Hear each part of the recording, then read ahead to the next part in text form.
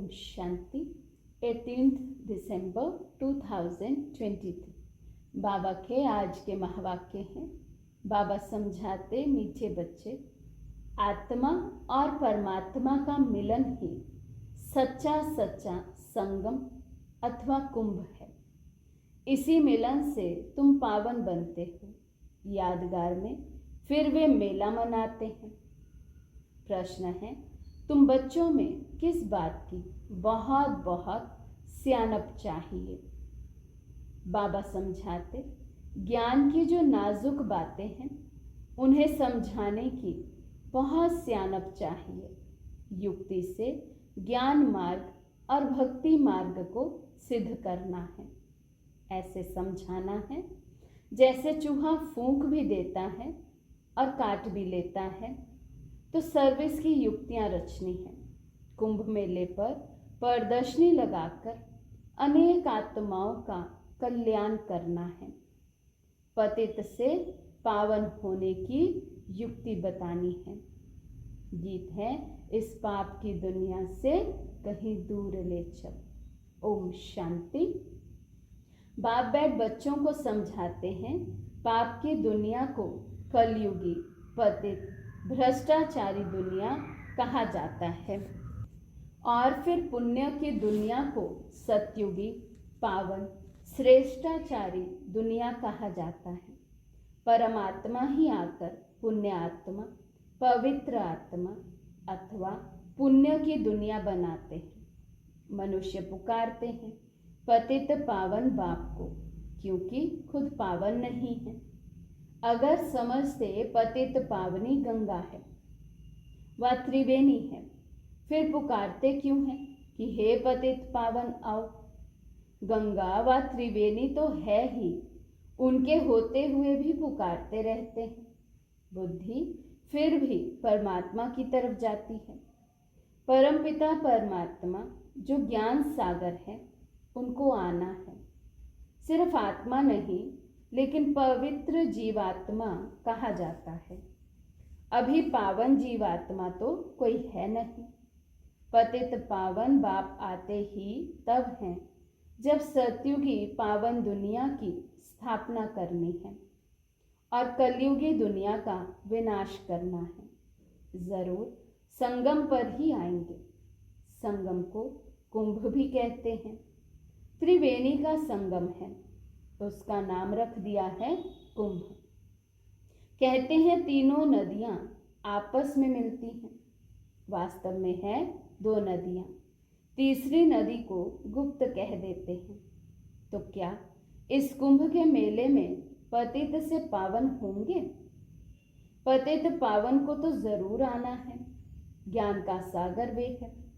पतित दुनिया को पावन बनाना, कलयुग को सतयुग बनाना, ये तो परमपिता परमात्मा का ही काम है, ना कि मनुष्यों का। ये तो सब ब्लाइंड फेथ है। अब अंधों की लाठी चाहिए।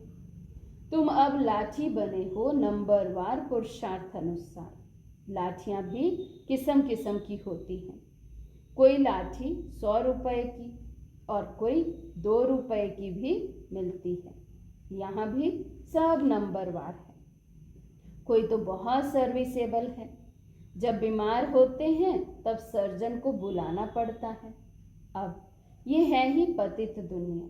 तुम पावन बन रहे हो। कहा जाता है आत्मा परमात्मा अलग रहे बहुकाल।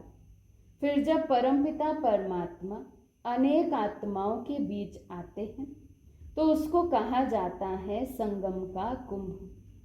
मनुष्य कुंभ के मेले पर बहुत दान करते हैं। वे कमाई होगी साधु संतों को और गवर्नमेंट को।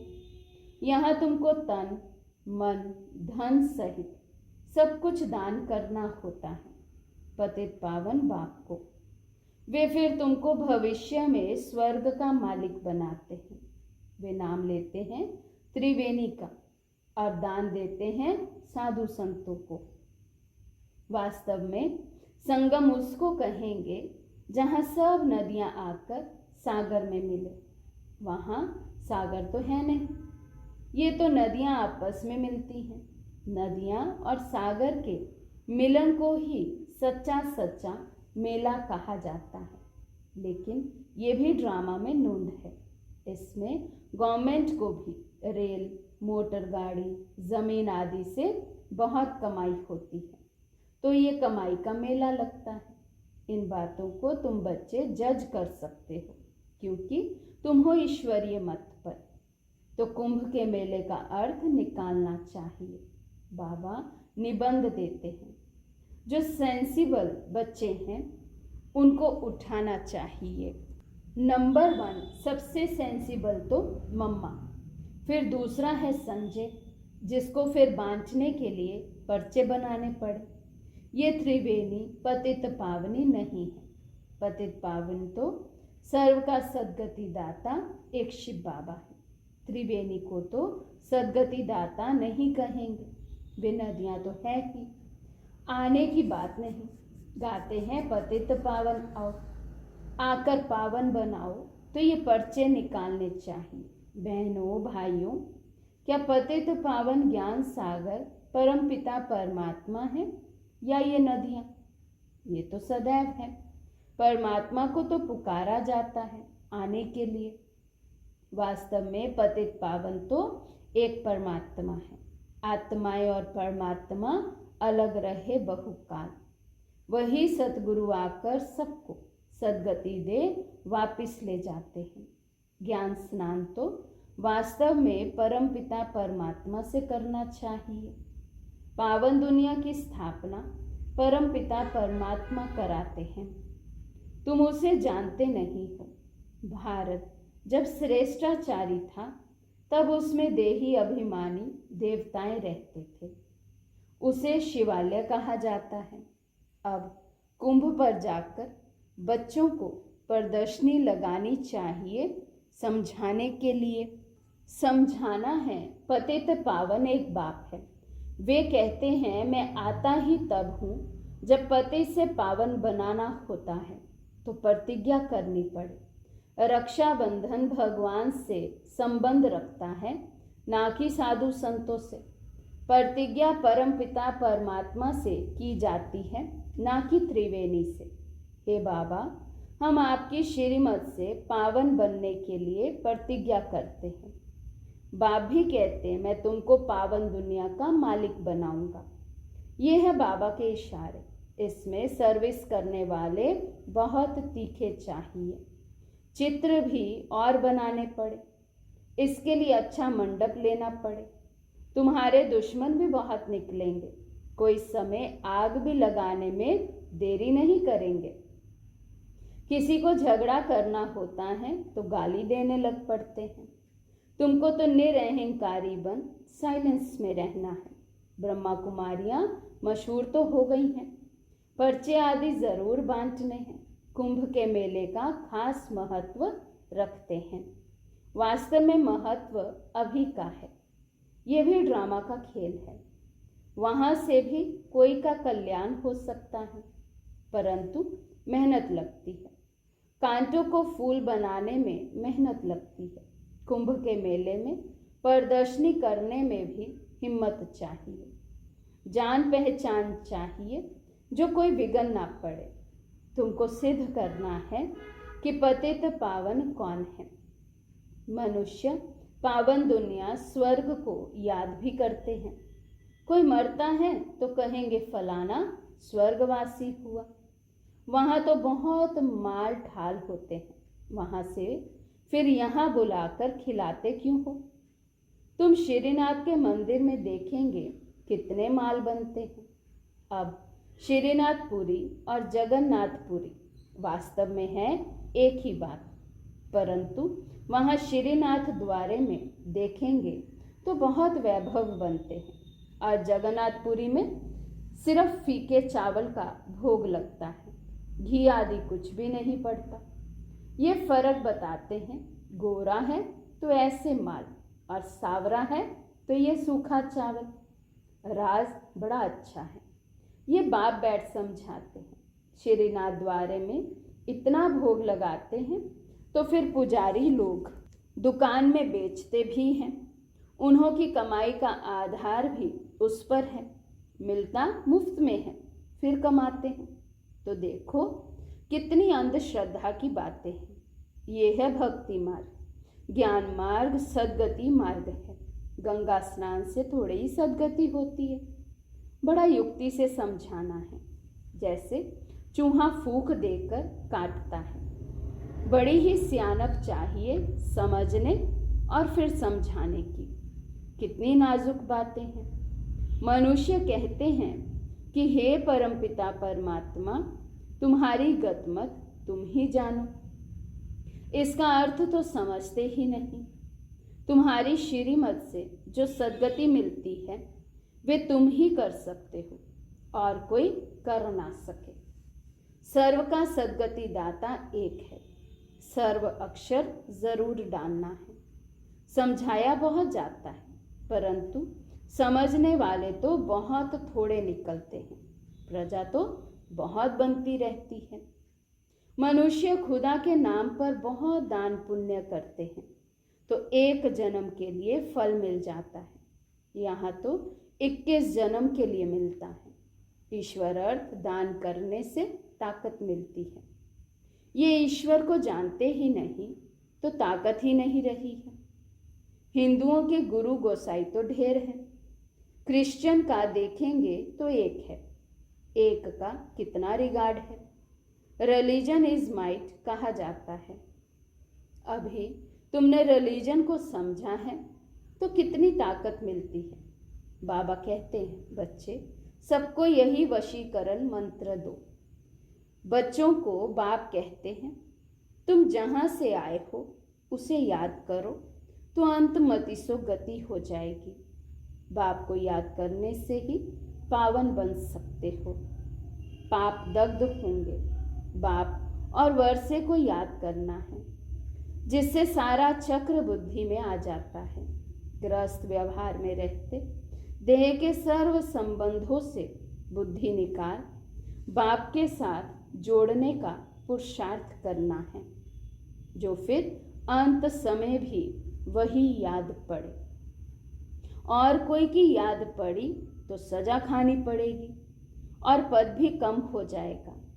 तो वास्तव में कुंभ कल्प के संगम को कहा जाता है, जब आत्माएं और परमात्मा मिलते हैं।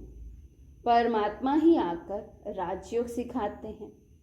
वे है पुनर्जन्म रहित, परंतु बच्चे भी समझते नहीं हैं। श्रीमत पर चलते नहीं तो बेड़ा पार कैसे हो। बेड़ा पार होना माना राजाई पद पाना। श्रीमत से ही राजाई मिलती है।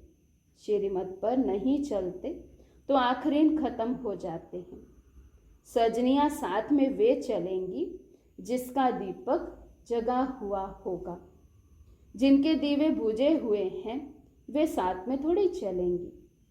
अनन्य बच्चे ही चलेंगे, बाकी तो नंबरवार पिछाड़ी में आएंगे। लेकिन पवित्र तो सब बनेंगे। सब आत्माएं भी एक जैसी ताकत वाली नहीं हो सकती। हर एक आत्मा का पाठ अपना अपना है। एक जैसा पद नहीं मिल सकता। अंत में सबका पाठ क्लियर हो जाएगा। झाड़ कितना बड़ा है, कितने मनुष्य हैं। मुख्य तो जो बड़े बड़े टाल टालियां हैं वे देखने में आएंगे। मुख्य है फाउंडेशन, बाकी तो बाद में आते हैं। उनमें ताकत कम होती है। स्वर्ग में सभी आ नहीं सकते। भारत ही पावन था। ऐसे नहीं कि भारत के बदले जापान खंड हेवन हो जाएगा। ऐसे हो नहीं सकता। अच्छा, मीठे मीठे बाप दादा व माता पिता के लाडले सिकिलदे ज्ञान सितारे बच्चों को याद प्यार और गुड मॉर्निंग। रूहानी बाप की रूहानी बच्चों को नमस्ते। हम रूहानी बच्चों की रूहानी बाप दादा को दिल व जान सिकवा प्रेम से नमस्ते नमस्ते नमस्ते जी। रात्रि क्लास 24 अप्रैल 68। बच्चों को समझाया गया है और धर्म स्थापक कोई सभी का कल्याण नहीं कर सकते हैं। वे आते हैं, सभी को ले आते हैं। जो लिबरेट कर गाइड करते हैं उनका ही गायन है। वे भारत में ही आते हैं तो भारत सभी से ऊंच देश ठहरा। भारत की बहुत महिमा करनी है। बाप ही आकर सर्व की सद्गति करते हैं, तब ही शांति होती है। विश्व में शांति थी सृष्टि के आदि में। स्वर्ग में एक धर्म था, अभी अनेक धर्म हैं। बाप ही आकर शांति स्थापन करते हैं, कल्प पहले मिसल करते हैं। तुम बच्चों को ज्ञान मिला है तो विचार सागर मंथन चलता है, और तो कोई का चलता ही नहीं है। ये भी तुम समझते हो। देह अभिमान के कारण देह को ही पूजते हैं। आत्मा पुनर्जन्म तो जरूर यहाँ ही लेगी ना। अभी तुम समझते हो पावन तो एक ही है। बाप ही गुप्त ज्ञान देते हैं जिससे सभी की सद्गति हो जाती है। बाकी हनुमान व गणेश आदि जैसे कोई होते ही नहीं। इन सभी को कहा जाता है पुजारी। अच्छा, रूहानी बच्चों प्रति रूहानी बाप व दादा का याद प्यार, गुड नाइट। रूहानी बच्चों को रूहानी बाप की नमस्ते। धारणा के लिए मुख्य सार। फर्स्ट पॉइंट, सजाओं से बचने के लिए देह के सर्व संबंधों से बुद्धि योग निकाल एक बाप से बुद्धि योग जोड़ना है। अंत समय में बाप के सिवाय कोई याद ना आए। सेकंड पॉइंट, निरअहंकारी बन साइलेंस में रह कांटों को फूल बनाने की मेहनत करनी है। श्रीमत पर अंधों की लाठी बनना है। पावन बन पावन बनाना है। आज का वरदान है, समर्थ संकल्पों द्वारा जमा का खाता बढ़ाने वाले होली हंस भव। समर्थ संकल्पों द्वारा जमा का खाता बढ़ाने वाले होली हंस भव। जैसे हंस कंकड़ और रतन को अलग करते हैं, ऐसे आप होली हंस अर्थात समर्थ और व्यर्थ को परखने वाले। जैसे हंस कभी कंकड़ को चुग नहीं सकते, अलग करके रख देते, छोड़ देते, ग्रहण नहीं करते, ऐसे आप होली हंस व्यर्थ को छोड़ समर्थ संकल्पों को धारण करते हो। व्यर्थ तो बहुत समय सुना, बोला, किया, लेकिन उसके परिणाम में सब कुछ गवाया। अब गवाने वाले नहीं, जमा का खाता बढ़ाने वाले हो।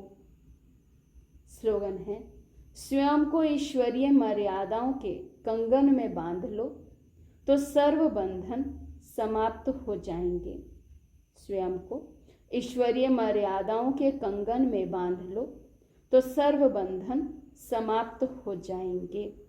अच्छा, ओम शांति।